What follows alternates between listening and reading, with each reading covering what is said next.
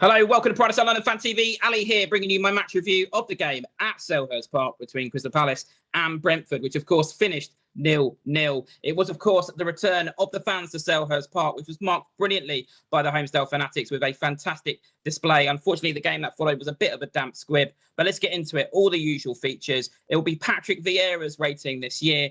And, of course, man of the match and ref rating too, which should be interesting. Vieira's rating, I'm going to give him a 6 out of 10. I thought we did okay. I thought he did okay as well. I think everyone was pretty happy with the team selection on social media from what I saw and speaking to other fans yesterday.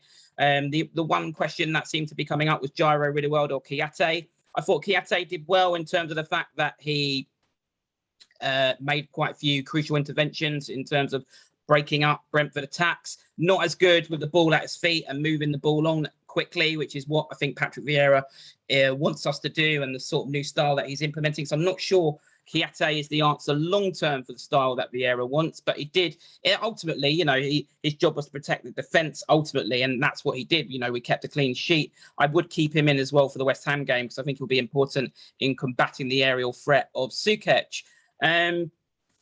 I thought we started really, really positively. And of course, that the heart of that was Conor Gallagher with that really good chance where he hit the post with a brilliant through ball from Wilfried Zaha. I just felt like many, it fizzled out after 20 minutes and we were just a little bit too frantic. And at half time, I said, I think we just need to slow it down a bit and just find that crucial pass, which we never did. And to be fair to Patrick Vieira, he himself said that in his post-match interview that we needed to find the better final ball in the final third. I think partly why, for me, ultimately why it fizzled out is I still think we lack a player who can pass incisively from deep in the midfield. Yes, Conor Gallagher had a really brilliant game, but he's more box to box. And I think until we get that player to connect the defence and the attack from deep, I think this evolution that Vieira has started, and I did see lots of positive signs yesterday, I think will be gradual. We need that player to connect the defence and the attack and pass incisively through the middle. Lots of people, would argue for Vieira really well, but I would argue maybe he's not robust enough. And there's obviously doubts in Vieira's mind that he didn't start yesterday. I don't want to give up on Vieira. I'm hoping that he's a player Vieira can develop. But rumours, of course, of Will Hughes coming in from Watford, I think he would be a good signing.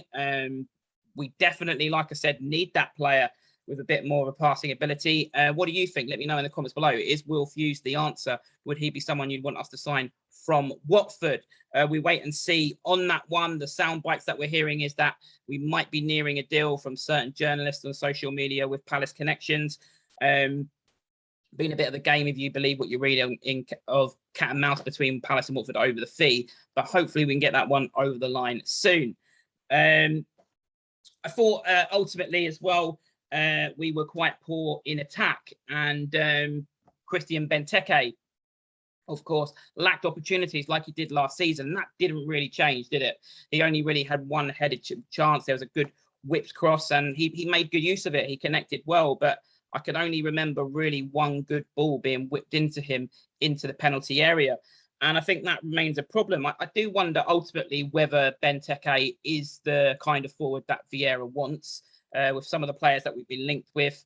Dolberg, Edouard, you don't know whether those are true or not. But I do wonder whether he wants a more mobile striker in the long run. But when Benteke is playing, we know he can be prolific. He had a really good end to the season. But you might as well play to his strengths and to just get, from what I can remember, as I said, is one really good whipped cross into the penalty box. Is, to be quite honest with you, pretty scandalous really when you got a player of that ability in the box.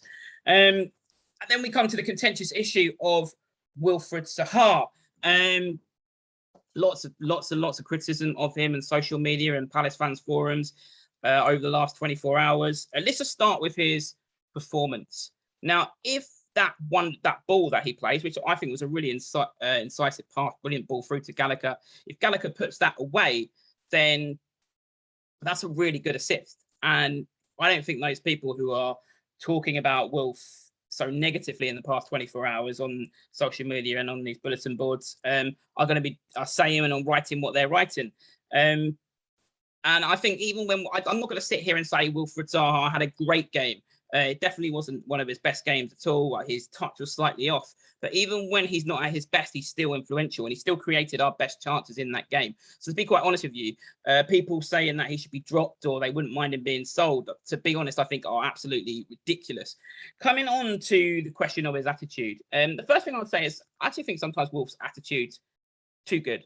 I think he sometimes rushes himself back from injuries to play for us. And I think where I do think there is an element of truth in what people are writing is that I do think he has lost half a yard or a yard of pace. And I think that reason might be really is because he's had a few knocks, rushed himself back. All those kicks he takes maybe has caught up with him. But I do think as well, he's added to his game. And I don't think he gets enough praise for this, is that he has now become sort of this player. He can sort of drop in deep and play a through ball like he did for Gallagher yesterday. And often even towards the end of the game, he was still cutting in and keeping the ball, but arguably, I think, better than most players on the pitch. And I don't think he's got enough credit for adding that to his game. But obviously there's the remonstrations with the referee and throwing his hands in the air and all of that. Personally, for me, it doesn't really bother me. I see it as passion, not attitude. And I feel if you take that edge out of his game, then you lose a bit of what Will fears. He's an off-the-cuff player. I know people are going to come out with the older days of play to the whistle and all of that. And I do kind of get a bit of that. But I think sometimes you have to take the rough of the green with Wilf. And I think you take the negatives because ultimately he will turn those negatives into a positive. Unfortunately, he didn't yesterday and he drew a blank. But what I would say on this is, the narrative really around Wilf is that when Wilf does that and remonstrates with refs, it's a bad attitude, or he's remonstrating, or he's putting his hands up at his other players. But when I think of players who've done that in the past, like Wayne Rooney at Man United, he always sort of had played on a bit of anger and a bit on the edge like that. And for him, the pundits would call it passion and part of what Rooney's fabric, and describe him playing on the edge. And if you take that out of Rooney's game, then you lose what he is. And I feel there's a little bit of that with Wilf, but the narrative for him is that it's bad attitude, and no one wants to win more than Wilf. If you saw his reaction when Benteke's header goes over the bar, he wants to win, and ultimately that's why he's getting frustrated. And there's other reasons, of course, for that in the refs not offering protection, which we'll come on to in a moment in the refs rating.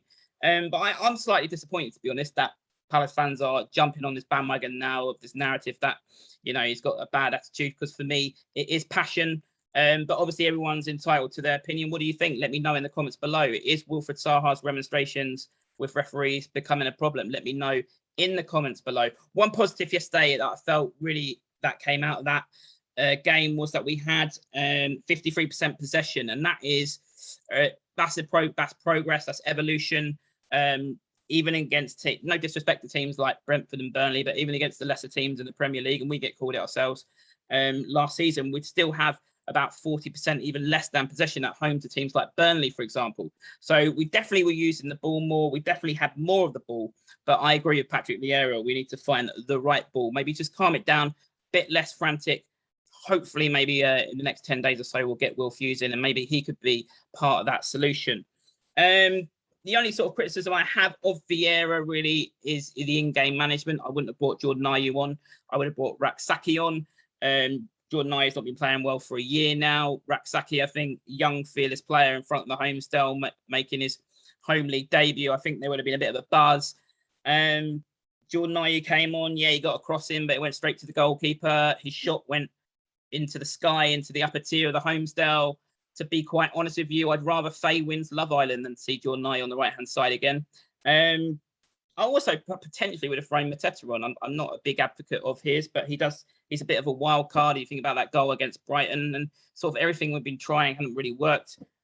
I think maybe Mateta on around the 80th minute just to offer something a little bit different. But overall, I think there were positives yesterday, and 6 out of 10 for Vieira, and let's keep getting behind him. Man of the match for me was quite straightforward. I put it out on a social media poll. I put 3 names forward: Anderson, Gahey, and Conor Gallagher. Gahey got 13.8% of the vote. Anderson got 19.8% of the vote. I probably would have had those two the other way around. I thought Gahey maybe shone a little bit more, but I thought both players played extremely well. I think Anderson is a terrific player, one crunching tackle, Gahey's pace is going to be so useful in the Premier League, and how rare is it for even some of the top 4 teams to say they are happy with both players in their central defence partnership. But I think we've definitely got a really promising central defence partnership there, hopefully for a few years to come. But man of the match overwhelmingly was Conor Gallagher, 66.4% of the vote, and I wholeheartedly agree with that. I thought he was brilliant yesterday. He was everywhere, up and down, and probably, hopefully, you know, there's hope already. Lots of fans talking already. Could he be someone that we sign permanently? And he definitely would be, I think, the long-term successor to James McArthur as that box-to-box midfielder. Really excited to have him with us for at least this season. And ref rating, well, I'd give him a 5. I thought he was quite poor. Brentford were a bit naughty, weren't they? Diving around a bit. And I think he pandered to that. And at the game in the second half, one of the reasons I think it became quite stop-start was because he kept blowing up.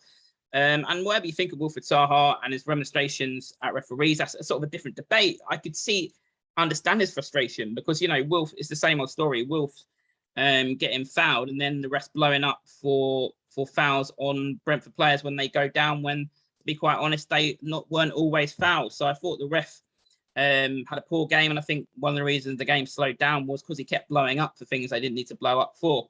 Anyway, let me know your thoughts. What did you think of the referee? What do you think of Wilfried Zaha? Is his remonstrations at referees becoming a problem? What do you think about the man of the match? Do you disagree? Do you think it should have been someone different to Conor Gallagher? As always, let me know in the comments section. And if you've enjoyed this video, press that subscribe button.